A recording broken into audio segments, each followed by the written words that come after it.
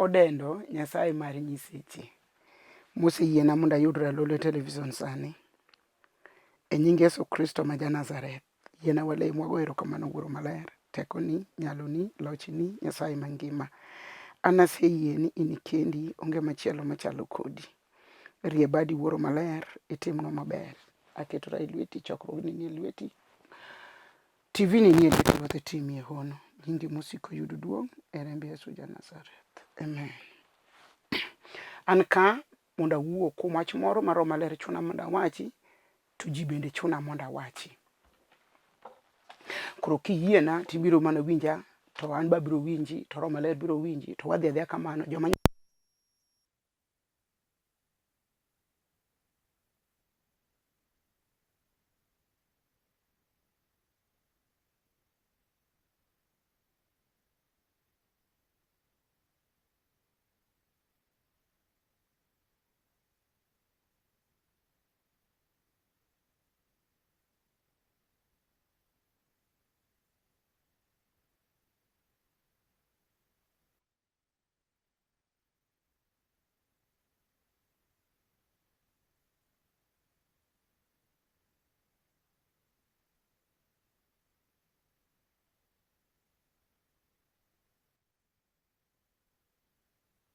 ma ochuoyo kuom gombo mar ngima mar dhano nokatho kuom ngima mar dhano, to ng'ato ma ochuoyo kuom roho noka ngima mochwere kuom roho.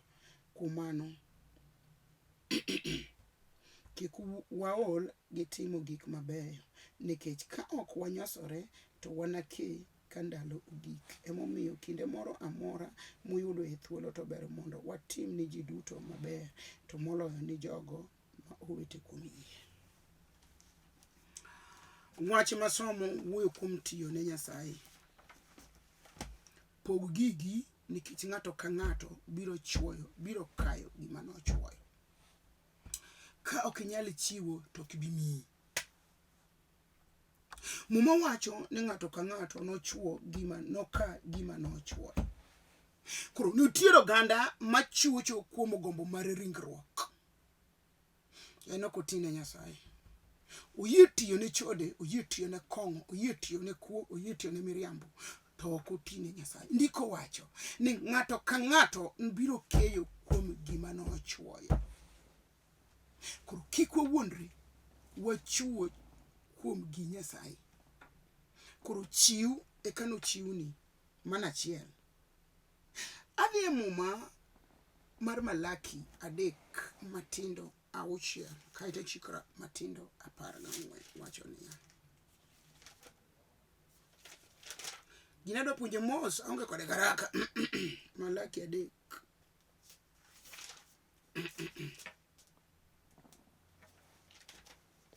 Malaki 3 wacho kama. Verse 6. Ruoth Nyasaye medo wacho niya, an e Ruoth Nyasaye kendo ok alokra. Mano emomiyo un nyikwa Jakobo pok urumo chuth. Useweyo chikena ma ok urito mana kaka kwereu noweyo. To koro ka uduogo ira, to an bende abiro duogo iru. Ka upenjoru niya, ang'o ma onego watim mondo wadog ire? Dhano bende nyalo mayo Nyasaye gire koso? Aduoko niya, umaya adieri. To ka upenjo ni ere kaka umaya, to aduoko niya, usemaya kuom dagi miya chiwo mar achiel kuom 10 kod mag misengini kaka chik dwaro. Omiyo ukuong'u uduto, nimar oganda duto osemaya giga. Keluru achiel kuom 10 mag giu duto kar keno mar hekalu, mondo chiemo obedie oda. Temiuru timo kamano ne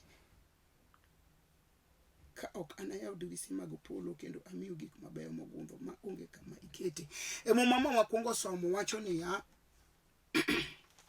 ni mondo wachiw, nikech ng'ato ka ng'ato biro kayo gima chuoyo. Ndiko wacho ni jomoko keyo kuom gombo mag ringruok, ta dier mar Roho Maler ji mang'eny keyo kuom gombo mar ringruok. Chuoyo kuom gombo mar ringruok. Ndiko wacho ni ng'ama chuoyo kuom gombo mar ringruok obiro keyo kuom tho mosiko. To muma wacho ni kik wawuondre nikech ok wanyal wuondo Nyasaye. Kichuoyo kuom gombo mar ringruok, Nyasaye neni. To kichuoyo kuom dwaro Nyasaye, Nyasaye neni. Kik iwuondri nikech ok inyal wuondo Nyasaye. Mano wach molewo maler. Eka muma wacho ni kik waol kod timo timbe mabeyo nikech wabiro keyo ka sa oromo. Muma masomo to wacho niya, wateme Nyasaye kod chiwo mar achiel kuom apar kod mag misengini kaka chik dwaro, ka ok en oyaw dirise mag polo. Momiwa gik mabeyo makama ikete onge. Tiende ni ka ng'ato golo achiel kuom apar timiye gik mabeyo makama onyalo kete onge. An asetemo Nyasaye. Muma wacho ni tema urane ka ok anayaw. Nitiere gik mitemo go Nyasaye to yaw. Samoro gimutami nyuol pok itemo Nyasaye mondo yaw. Gimutami yudo permanent job eni pok itemo Nyasaye mondo yaw. Gimutami yudo dala mondo go eni pok itemo Nyasaye mondo yaw. Gimutami yudo dhako mondo idago eni pok itemo Nyasaye mondo yaw. Gimutami yudo dichuo mondo idago eni pok itemo Nyasaye mondo yaw. Muma wacho ni tema urane ka ok anayaw. Ji mang'eny chuyo kuom gombo mar ringruok. Mano Nyasaye ok yaw, mano ibiro chuoyo, ibiro keyo kuom tho. Mawacho ni kik wawuondre, nikech ok wanyal wuondo Nyasaye. Ng'ato ka ng'ato noka gima nochuoyo. Muma wacho ni watem Nyasaye. Anyisi gima wanyo tito kiyudi nikech pok itemo Nyasaye. We anyisi gima misomo to kisongi nikech pok itemo Nyasaye. We anyisi gima midwaro ga tich pile to tich kidhi timo interview tikalo tikoni ni gimi kalo no kia nade nade because pok itemo Nyasaye. Temna Nyasaye kawuono, teme wa ine Nyasaye no gi wanyi. Temauru, muma wacho, temauru ka kana yaw Dirisni mag polo. Be idwaro mondo yawni Dirisni olorore nikech pok itemo. Kawuono an ka mondo iteme Nyasaye. Winji, dhoko tamitero ka jodongi nikech pok itemo Nyasaye. Teme.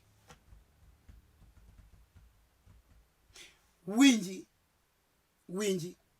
nyithindi bam nikech pok itemo Nyasaye. Gik michako ok dhi maber dok mana chien nikech pok itemo Nyasaye. Tema urane gi chiwo mar achiel kuom apar kod mag misengini kaka chik dwaro, ka ok anayaw Dirisni mag polo. Kare nitie dirisa ma ka Nyasaye yaw to mondo bobe ni abobo ondiki ni anamiyo gik mogundho makamik mang'eny makamikete onge. Tem Nyasaye kawuono. Waso muma machielo. Chakruok 20, chakruok 2 matindo 8 wacho kama. Binyalo temo Nyasaye sani, kata kapod awuoyo kama pok atieko somo, temna Nyasaye no teme. Tem Nyasaye. Ana nyisi ni tem Nyasaye mondo ine gik madongo. Ana temo Nyasaye gi tiyo Nyasaye ka onge wuoyi dalana. Nyasaye ne okelo nyathi mawuoyi. Mana teme atema kitiyo ni. Abe na teme, gima na teme go tok na wachi. Ruoth okelo nyithindo machuo, ok achiel. Nikech na teme. Koro muma wacho ni tema uru ka kana yaw Dirisni mag polo. Tem Nyasaye. Ana temo Nyasaye ka to tamagero. Not amadier. To temo Nyasaye mian gi ot. Koro tem Nyasaye. Ana temo Nyasaye ka mama nie ot mufunyu lwar no alot marapoth to wagwero gi kede. Oyuech chamo wa ma wachung ne wan rude ma wabede kendo wao mach mondo kik oyuech chamwa. Winji, ne waonge gi ot, ne waonge gi lewni, ne waonge gi chiemo. To nikech Nyasaye no wacho ni tema, an emana temo od mama, ok mama, ok nyathiwa moro. An ema ka od mama chandro kopo. To na temo Nyasaye gi od mama nyar gi nera. Mama na notho no hika msongo. Nikech na temo Nyasaye gi od mama. Mama notho we od kidi, od matafari. Mama batikalad. Na temo od mama. Mama notho we ka nyithinde tiyo. Na temo od mama. Koro muma wacho ni tema urane, tema urane. Na temo Nyasaye gi dalana, aneno gi wanga. Koro mane in ok ji teme odu kanyo. Tema. Ng'ama winjo ka chunye dwano tem Nyasaye gi golo chiwo mar achiel kuom apar kod mag misengini kaka chik dwaro. Tem Nyasaye. Muma wacho ni ng'ato ka ng'ato noke kuom gima nochuo. Kuom gombo mar ringruok kapo to chuo kuom Nyasaye tibiro kayo gima ne chwo. Chakruok 2 Matindo 3 Matindo 8 wacho kama: apako duong' mar Nyasaye. Bang'e Ruoth Nyasaye noloso puodho Eden yo wuok chieng' mi oketo e dhano. Adwa ni ng'e Nyasaye noloso, okwongo losi kaito loso kama ibete. Olosi kasto loso kama ibete. Ndiko wacho ni oloso puodho mar Eden eka no okete dhano. Okwongo loso. Nyasaye ok oketi aketa. Kata tich mine ni tiyo nok Nyasaye oteri nono. Oteri mondo ikonye. No loso puodho mar Eden. Tich no Nyasaye loso ni. Ohandi no Nyasaye moloso mondo ikony Nyasaye. Eka no okete dhano. Oketi kanyo nikech dwaro ne.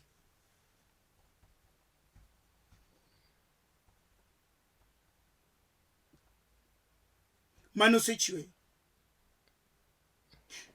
No miyo yien mopogore odongo e puodho no. Ing'eyo ni Nyasaye mi business to mi paro molew mopogore mondo business no dongi. Omi tich to kanyo omiyo jotelo kete lweti oheri mondo ibende ngimani obed maber. Ndiko ni oketi yiende mopogore e korwako dhano iye kanyo. Wesa 15 wacho niya: eka Ruoth Nyasaye nokawo dhano moketo e puothe Eden mondo opure kendo orite. Nowachone niya: uyieni chamo olemb yath duto manie puodhono, mak mana olemo maber, olemo manyiso ber gi rach ema kik icham, nikech chieng' michamoe to initho. Achiel kende.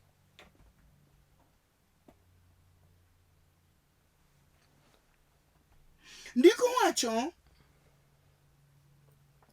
to yath manyago olemb ngima kod mano manyago olemo manyiso ber gi rach noketo e dier puodho. E chuny puodho ma Nyasaye nokete. To ogolo order ni kik chame, olemo man kuome kik cham. Okelo ngima gi tho, okelo ber gi rach. En muma wacho ni nokete dier puodho tir mondo kik cham, mudong to cham.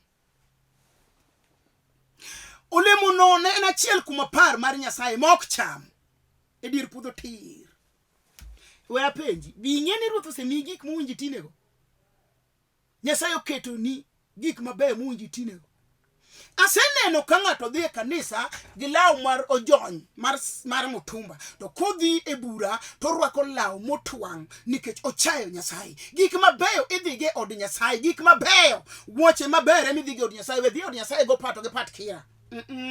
We dhi od Nyasaye gi jeans, dhi od Nyasaye gi law moyiedhi, law midhigo ka jodongino ema idhige od Nyasaye kitweyo tai. Kirwako kitanga moro mondisore maber, dhige od Nyasaye nikech en odiochieng' achiel kende midhi od Nyasaye. Mi Nyasaye luor kod gigi duto. Ruoth Nyasaye nowacho niya, ok ber ka dhano mak mana olemo manyiso ber gi rach ema kik icham, nikech chieng' michame to initho. Koro tho mang'eny mako jo Nyasaye nikech gichamo achiel kuom 10. Chieng' michame to initho.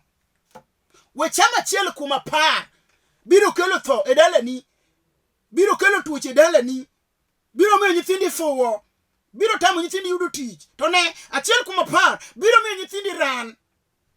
We chamo achiel kuom 10. Ndiko wacho ni chieng' ma inichame to initho. Achiel kuom 10 we chamo. Enena mar Nyasaye. Awacho pile, aparo ni majority ji mang'eny ne dwaro mondo duoge wach nikech kaka wach lal wich wilgo. Awacho pile ni the first fruit ikwonge miyo Nyasaye. Sama miyo Nyasaye left over, bedo bro mi left over.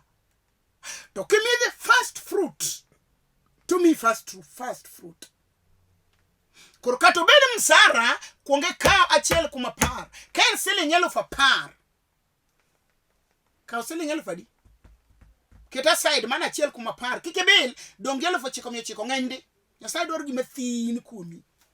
Kene 100,000 gina puonjo pile to yawuoyi gi nyiri chwo gi mon ok tim, de gi kwere ok tim.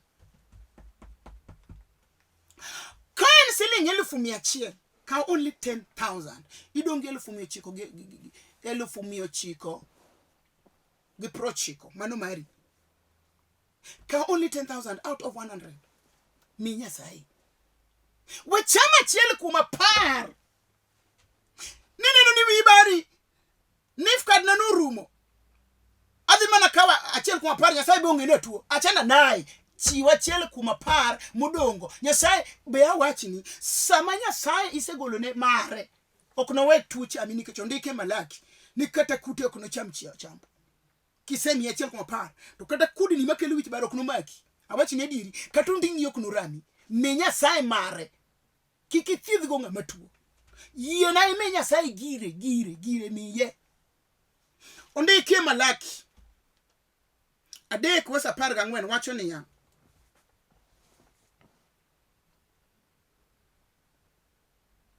wasa par ga uchiel wacho niya kane joma oloro Ruoth Nyasaye owinjo wechego ne giwe kindgi giwegi kendo Ruoth Nyasaye nowinjo wechegi nying joma oloro Ruoth Nyasaye kendo mamiye duong' ne ondike kitabu moro e nyime. Ruoth Nyasaye manyalo gik moko duto wacho niya chieng' ma ang'ado e bura to ginibed joga awuon kendo ginibed mwanduna anabede negi mang'won mana kaka wuoro bedo mang'won ni wuode moluore. Bang' mano unune pogruok mane kind joma kare gi joma richo kendo e kind joma tiyona gi joma ok tiyona. Kare ka ng'ato tiyo ne Nyasaye to Nyasaye biro bedo ne mang'won. Mane kaka ondike Malaki 3:16 kadhi piny. Ni ng'at matiyo ne Nyasaye bedo ne mang'won. Tiende ni chandruok ok bi kigon adier kigol achiel kuma pare wang'e moki wuonde Nyasaye. Ji mang'eny wuondo Nyasaye. Sama ng'ato gol achiel kuma pare wang'e ndiko wacho ni Nyasaye no bed ne mang'won. Kendo chieng'no ma Nyasaye ng'ado e bura ema unung'e pogruok mane kind joma tiyo ne Nyasaye gi joma ok ti ne Nyasaye. Ka idwaro mondo pogruok obed e kindi kod ji ajiya to ti ne Nyasaye kigol achiel kuma par. Nikech ndiko wacho ni miye ura achiel kuma par mondo chiemo bede ode. Ji mang'eny kawuono od Nyasaye onge chiemo makata wendo biro kaka tedne onge nikech ji ok gol achiel kuma par. Mawacho ni chieng'no pogruok no bede kind joma tiyo ne Nyasaye gi joma ok tine. Koro mondo pogruok obed e kindi kod joma moko gol ne Nyasaye chiwo mar achiel kuma par. Asomo muma mar rapar mar chik kaito walemo kodi. Rapar mar chik 26 matindo achiel mondi kaito walem kawuona winyo mana kama ne Roho Maler mar Ruoth omiya. Rapar mar chik 26 wasa achiel wacho niya ka usechopo e piny mar Ruoth Nyasaye ma Nyasachu biro miyo u mondo ubed mwandu mi udak kuno to nyaka ng'ato ka ng'ato kaw gik moko duto mokwongo nyak e pinyno kendo ket e atonga midhigo kama Ruoth Nyasaye ma Nyasachu biro yiero mondo nyinge obedie. Nyaka idhi ir jadolo man kanyo kendo owachne niya aulo ni Ruoth Nyasaye ma Nyasacha kawuono ni asechopo e piny mane Ruoth Nyasaye osingore ni kwerewa ni nomiwa.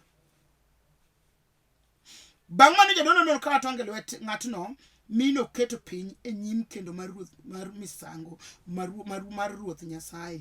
Eka ng'atno nowach e nyim Ruoth Nyasaye niya apako Nyasaye. Ka wachopo e piny ne ji mang'eny ywak ka dwaro tich koseyudo to kochiwa tonga mokwongo. The first salary, the first tithe. Okikaw salary ni te. Salary mikwongo yudo keti tiri Nyasaye. Ka cham ochiek nitiere cham mag agwela mikwongo keti atonga titiri nyim jadolo mondo Ruoth ogwedhi. Mane kako ndiki. Ni ka wachopo e pinyno nitiere joma nyo dwaro kata mondo oger udi gigero. Kichopo kanyo gol chiwo gol achiel kuma par ne Nyasaye keti atongi tiri. Nitiere joma nyo dwaro nyithindo kisenyuolo nyathi gol achiel kuma par mar chiwo mag gigi ter. Mawacho ni kwa chope pinyno samoro Ruoth ogoli kano ng'wedo mana poth. Samoro Ruoth ogoli kano wuotho mana duk. kamoro Ruoth ogoli kane onge kata ot, to ka Ruoth osemiyi, gol achiel kuom apar. Wes 13 wacho niya,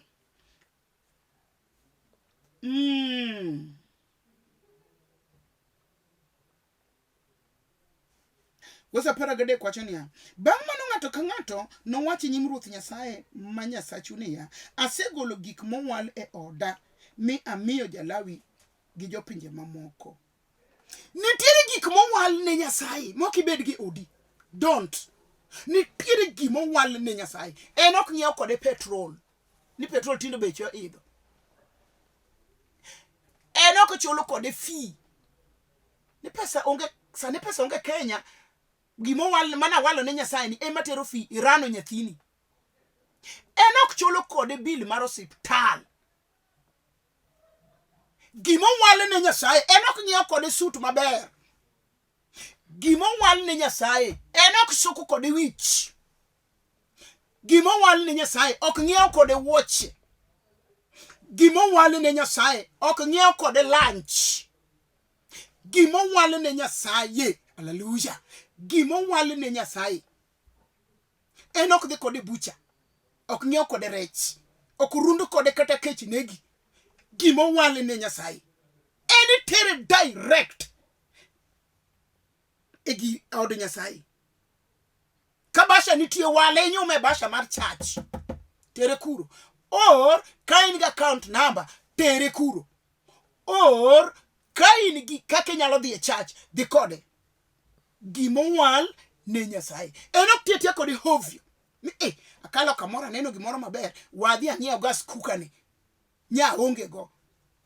Gimo wal ne Nyasaye ok nyiew go gas cooker. Ebe ok jas kode gas. Ebe ok nyiew kode token. Gimo wal ne Nyasaye.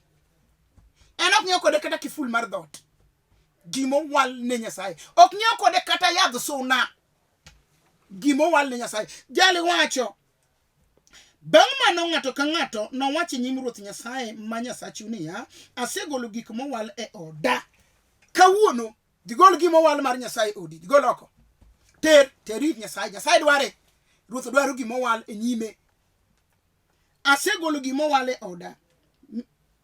Wes 14 wacho niya, pok achamo gik mowal nigo e ndalo ma aywago e ng'at motho, kata golo e oda ka agak, kendo ok asechiwogi ne ng'at motho. Ruoth Nyasaye, asemako chikni katimo gik moko duto midwaro. Nitiere pok mar Nyasaye gimowal ne Jehova. Aselero chon ni en achiel kuom apar. Alero kitambo. Gimowal ne Nyasaye kik ichiw sama ng'ato tho. Ni chiwe liel. Don't. Ni jowadwa uwenu ung'eyo ni an gi liel. Omiyo achiel be ok timie neno. Omiyo achiel kuom apar na iko go mama. Achiel kuom apar mar Nyasaye ok chiw e liel. Ok chiwe ne ng'ama otho. En ok ketie bura. Achiel kuom apar ok ketie bura. Bende ok nyisri kode ni an gimoro mana kano. En gir Nyasaye mowal ne. Tema ne Nyasaye kawuono. Awacho pile. Nitiere Nyasaye ok dwar mondo teme. Momodagi. To kuom achiel kuom apar to Ruoth yie mondo teme. Teme ane. Don't give your God leftovers. Give him the first fruit. Gimo kongo wuok no. Kendo awachini kata kidhi e kor ot edeyo tigolo pesa ni mar salary. Kwan gi. Jomoko chamo siling 50,000. Kawe 5,000 mi Nyasaye donge 45,000. Dhi konyi sasa to ke chamo mar Nyasaye ibiro fadhuri. Yani gik maricho biro pimi. Yani ibiro neno ka koro kidhi maber. Be igologa. Yes, ayie ni golo. To kigol the exact amount. Kain gileu ni apar. Gola achiel kuom apar mar Nyasaye. Tere kanisa. Kani nyiew kibrit apar. Gola achiel kende. Ter. Kain gi sande apar. Kawachiel kende. Ter. Kain gi sede apar. Kawachiel kende. Ter. Kain gi gwen apar. Kawachiel kende. Ter. Awacho niya. Kai puro chamo wuok lot apar. chiel kende ter kikicham gimo wal ni Ruoth Nyasaye odi mano in gimi fwadhe nyaka chieng in gi charok in gudekre in gi tho in gi ywagruok onge gima ber mibiro yudo nikech ikaw gik mo wal ni Nyasaye ichamo akeni biwinja kamiriembe no be iwinja kamiriembe no kikitem ni baroga ka petrol kamine ni dhine ni jatuo no kikitem ni ng'iewo nego kata machunga kiki awacho ni kamine ni dhiye bano kata jaba Nyasaye dwaro kuom achiel kuom apar we golo achiel kuom apar ma Nyasaye ni ng'iewo go konge ba achana naye mondo Nyasaye ogwedhi gol achiel kuom apar tere od Nyasaye kati jachode mapango laini marwako law mogik ndinge malo gol achiel kuom apar nikech kanisa tedhi kamina ne panga laini no kanisa tedhi kiki wuonda tera achiel kuom apar kati bed je kuom manego ji ang'eyo ni dhi kanisa ukanye moke timi neno ni neko tera achiel kuom apar kodi bed kono man makono nyaka jolemo kanisa tang'e ni dhi in gi dini ni tera achiel kuom apar Nyasaye wacho ni temane ka kone odrise mag polo mami gik mang'eny mogundho makamikete onge to bi ng'eyo gimitimo no rach nikech ondiki ni ng'ama chamo winyo matoyo tong' mane kotoko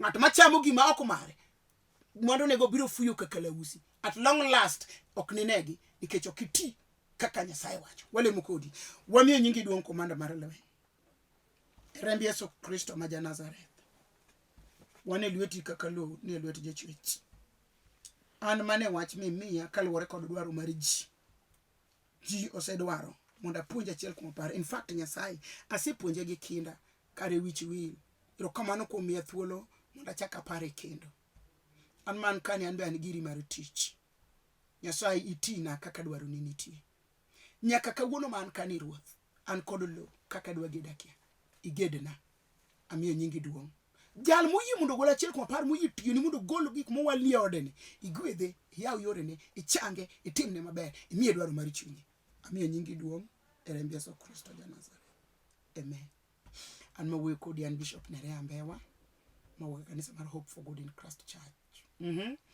one Nairobi one Mombasa one South Nyanza kai dwara namba nairo ringo piny kanyo to bacha kanuonigo one kod crusade moro matin arwako ja Mombasa mora e kanisa wa Mama Gongo wan gi crusade mabiro chakore tarika apaga berio apanurumo tarika 19 dwe mar 6 ma wantieni arwaki Magongo bi mondo wayal Yesu bi mondo yud chang bi mondo kaw gwethni kaw gigi duto e nyim Yesu ja Nazareth hallelujah anyara sembo kanyikela modak ndhiwa range nya skul anyar jaduong' manosenindo Rufasa gola boy achikara chunyo kauma skul kandiege Nyasaye mondo gwedhi 0720 40 3913 Nyasaye gwedhi waromo arito dwaroni arito lamoni arito awinji kwayoni arito gimidwaro nyim Nyasaye adhi timoni e nying Yesu ja Nazareth